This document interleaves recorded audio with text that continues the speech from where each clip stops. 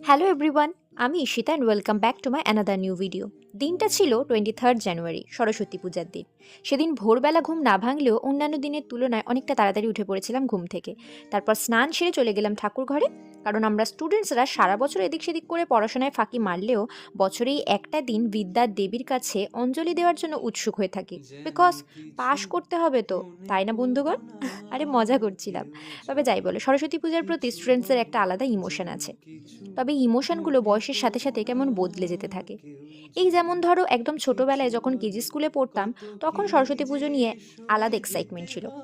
পুজোর আগের দিন সমস্ত কঠিন সাবজেক্টের বইগুলো মা সরস্বতীর কাছে রেখে দিয়ে আসতাম।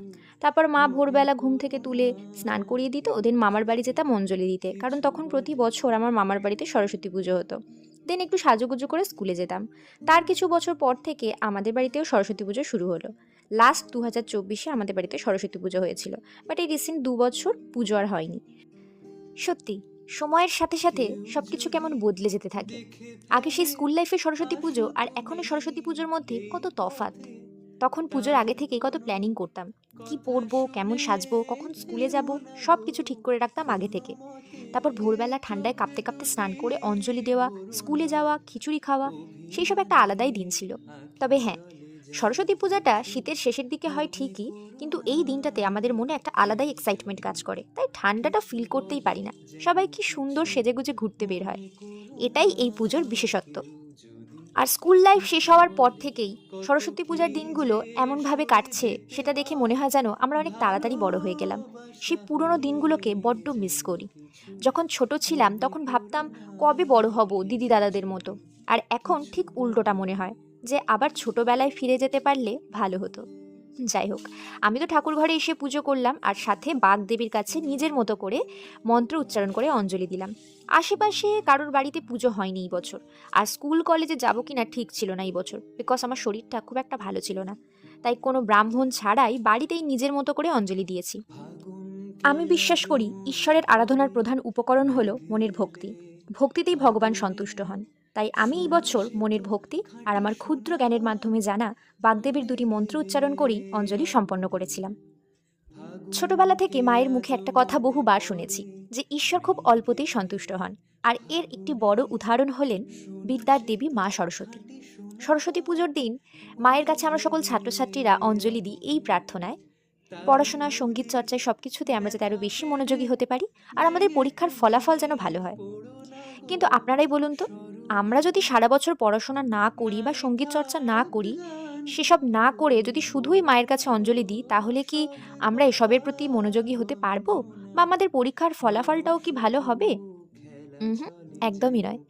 তাই মা বলতো, বিদ্যার দেবীর কাছে অঞ্জলি দেওয়ার সাথে সাথে পড়াশোনা, সঙ্গীত চর্চা, নাচ গান বাজনায় সবকিছুতে কিন্তু মনোযোগ দিতে হবে এবং পরিশ্রম করতে হবে।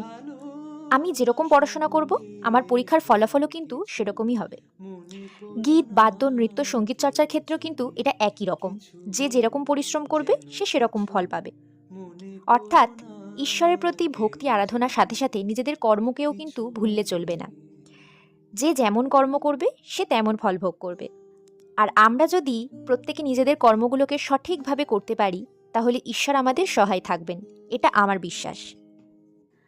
তারপর পুজো সেরে নিচে এসে শরীরটা খারাপ লাগছিল বলে আমি রেস্ট নিচ্ছিলাম। আমাদের স্কুল ফ্রেন্ডসদের যে গ্রুপ রয়েছে, সেখানে প্ল্যান হয়েছিল আমরা সবাই স্কুলে গিয়ে মিট করব আর ওখানেই সময় কাটাবো। কিন্তু শরীরটা এতটা খারাপ লাগছিল যে ভেবেছিলাম বেরোবো না এই বছর। বাট আমি যাব না বলার পরে আমার ফ্রেন্ডসদের মন খারাপ হয়ে গিয়েছিল, আমার মিস করছিল ওরা। সত্যি কথা বলতে, এখনকার যুগে খাঁটি বন্ধু পাওয়াটাও অনেক কঠিন, সবেতেই ভেজাল। আমার বন্ধুরা আমাকে সব সময় সব বিষয়ে অনেক সাপোর্ট করে, অনেকটা ভালোবাসে আর কেয়ার করে। তাই ওদের জন্য শুধুমাত্র বেরিয়েছিলাম সেদিন। মেডিসিন নিয়ে আর একটু রেস্ট নিয়ে দেন রেডি হয়ে গেছিলাম আমাদের স্কুলে। শরীরটা খারাপ ছিল বলে আমি যখন রেডি হচ্ছিলাম তখন মা আমাকে খাইয়ে দিচ্ছিল। আর সেদিন আমাদের লাঞ্চের মেনুতে ছিল মায়ের হাতে তৈরি টেস্টি টেস্টি খিচুড়ি, বেগুন ভাজা আর পাঁপড় ভাজা, যেটা আমার খেতে দারুণ লাগছিল। তারপর আমি স্কুলে পৌঁছে গেলাম, আর স্কুলে ঢোকার আগে আমার একটা পুচকি স্টুডেন্টের সাথে দেখা হয়ে গেল। ওকে বাই বলে দেন স্কুলে ঢুকলাম। স্কুলটা বেশ ভালো সাজানো হয়েছিল। তবে আমার হোয়াটসঅ্যাপ কন্ট্যাক্টে থাকা কলেজ ফ্রেন্ডস অ্যান্ড জুনিয়রদের স্ট্যাটাসে দেখেছিলাম কলেজটাও এবছর দুর্দান্ত সাজানো হয়েছিল। যদিও আমাদের কলেজটাকে যে কোনো অকেশনেই প্রতি বছর খুব সুন্দর করে সাজানো হয়। খুব ইচ্ছে ছিল যাওয়ার, বাট ওই যে শরীরটা খারাপ, তাই অতটা দূরে 2 ঘন্টা বাসে চড়ে যাওয়াটা পসিবল হতো না। তাই সবার স্ট্যাটাস দেখেই মনকে সান্ত্বনা দিলাম, যাকে বলে দুধের স্বাদ ঘোলে মেটানো। আমার সব ফ্রেন্ডসরা আমার থেকে অনেকটা আগেই পৌঁছে গেছিল, আমি বেশ অনেকটা লেট করেই গেছিলাম। তারপর শুরু হয়ে গেল আমাদের গল্প, আড্ডা, হাসাহাসি আর ফটোশ্যুট পর্ব। বিদ্যালয়ের বাঘ দেবীকে দর্শন করে চলে গেলাম স্কুলের পিছনে প্লেগ্রাউন্ডে।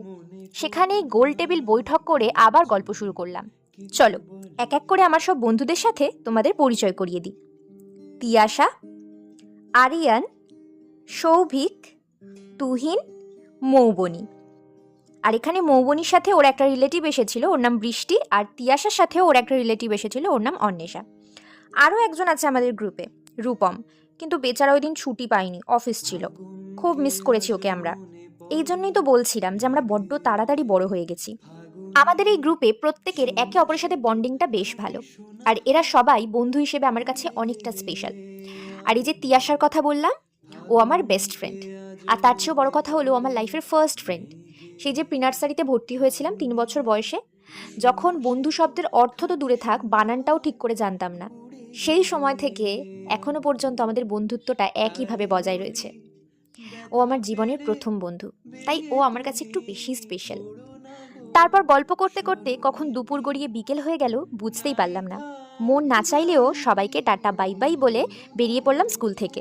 তারপর গাড়িতে উঠে আমাদের স্কুলেরই কিছু জুনিয়রদের সাথে গল্প করতে করতে চলে এলাম বাড়িতে। 2026-এর সরস্বতী পূজাটা এইভাবেই কেটে গেল।